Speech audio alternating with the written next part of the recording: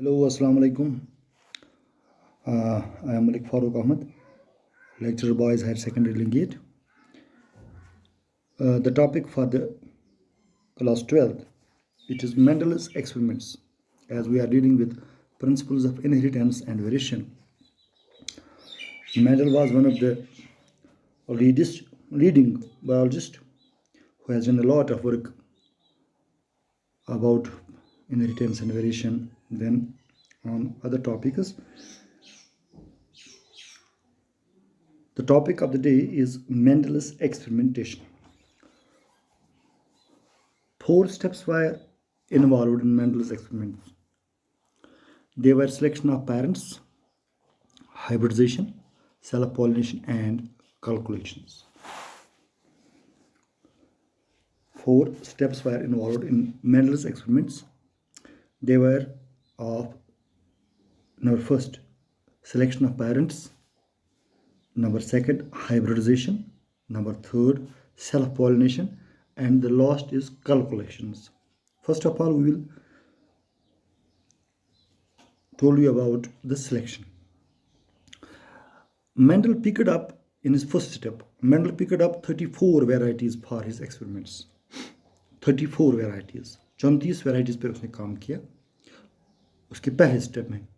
He allowed them to self breed for raising pure varieties. उसके बाद उसने इनको आपस में मिला के सेल्फ ब्रीड किया ताकि जो पहला जो ऑफस्प्रिंग हो या पहली जो वैरायटी हो प्योर हो. The number was reduce to 22 and finally 7. The number was reduce to 20, यानी 34 से लेकर जो नंबर था पहला वो रिड्यूस हो गया up to 22 and finally 7. All the 7 varieties had at least one character with 2 contrasting traits. All जितनी भी varieties, all the 7 varieties, last जो 7 वैरायटीज थी उनमें एक करेक्टर था जिसके 2 कंट्रास्टिंग ट्रेट्स थे. For example tall and dwarf plants, axillary and terminal.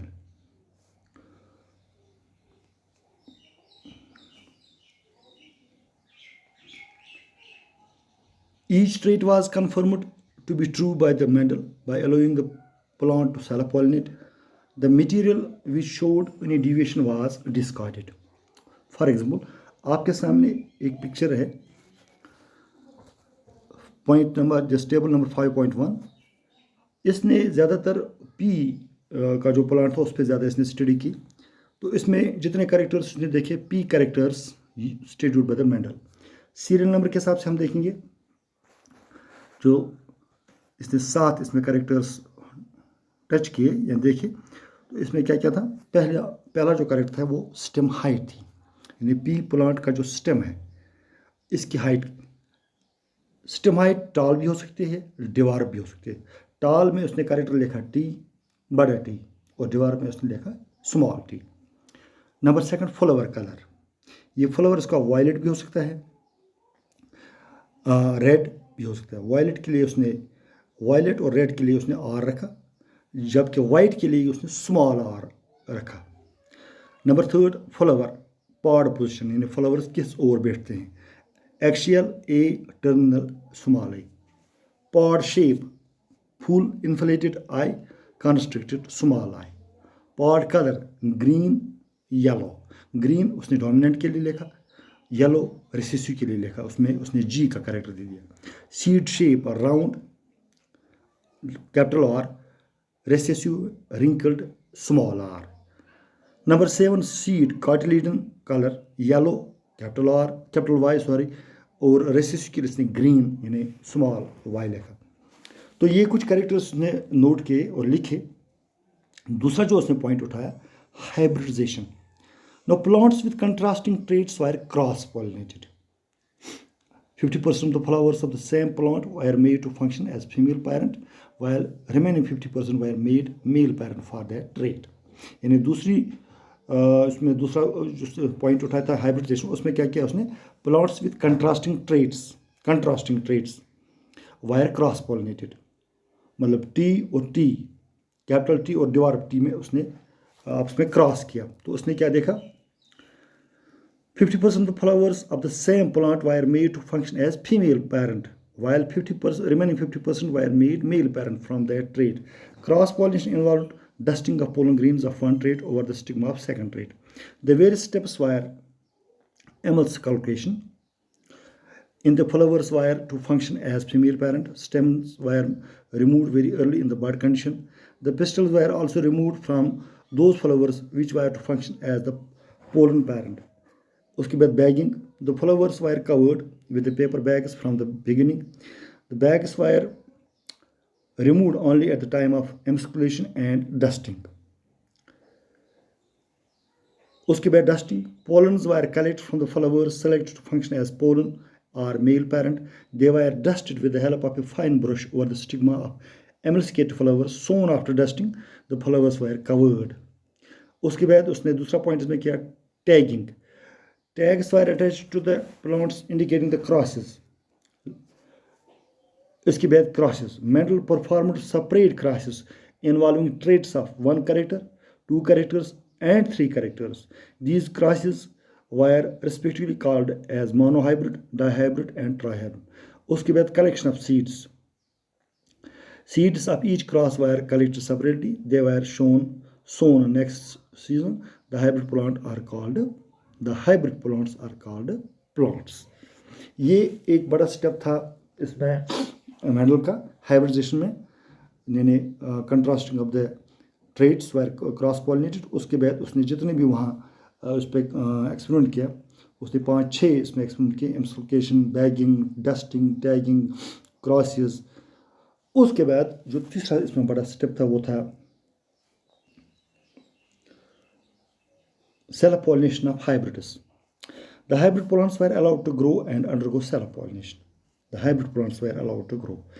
जितने plants अब वहाँ बन गए, they were allowed to grow and undergo self-pollination. उसकी बाद उसकी self-pollination हो गई. The pollination within the plant. To ensure that there is no contamination from the foreign pollens, the flowers were covered with paper bags. Seeds were collected. They were called F2 seeds. The plants raised from them were plants, and the plants of F2 generation were again allowed to celebrate. F3 plants were raised and stewed. उसके बाद इसने जो चौथा point था उसका वो था calculation. The seeds and the plants of each generation were examined for the characters used in the experimentation. Mendel maintained record of each crossing, for example, F1, F2 to F3 generation. The number of plants having one type of trait or other type of trait were faithfully recorded for each generation. Absolute numbers were changed into ratios. The ratios were analyzed on the basis of the law of probability. For example, true breeding all plants were crossed reciprocally with the true breeding dwarf plants. All the F1 plants were tall.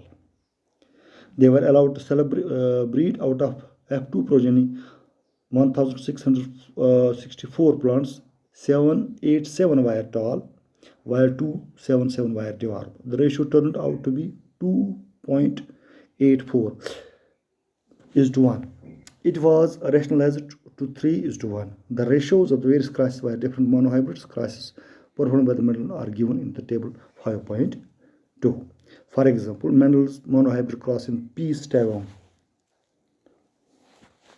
P. stivum इन्हें मटर के दाने पे या मटर के plant पे उसने जो एक्सपेरिमेंट किया, उसने टाल पहले क्रॉस में टाल और डिवार्फ स्टेम को आपस में मिलाया.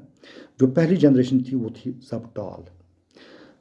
F2 जनरेशन में 70 मतलब अगर उसने कुछ 1064 प्लांट्स पे तजुर्बा किया.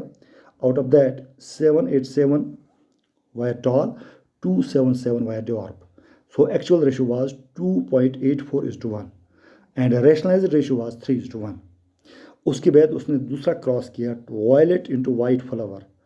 F1 जनरेशन में सब थे वायलेट फ्लावर्स. F2 जनरेशन में 705 violet and 244 white, that is 3 is to 15 is to 1, that is 3 is to 1. So जो रेशो था मेंडल का क्रॉस का वो था 3 is to 1.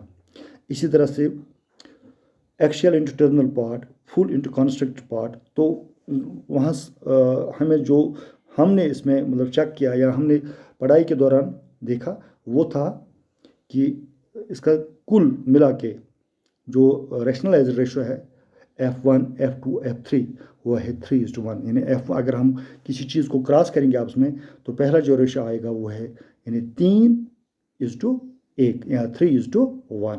That was all about today's lecture. In the next lecture, we will deal with the Mendel's postulates and genetic terminology. Thanks for watching.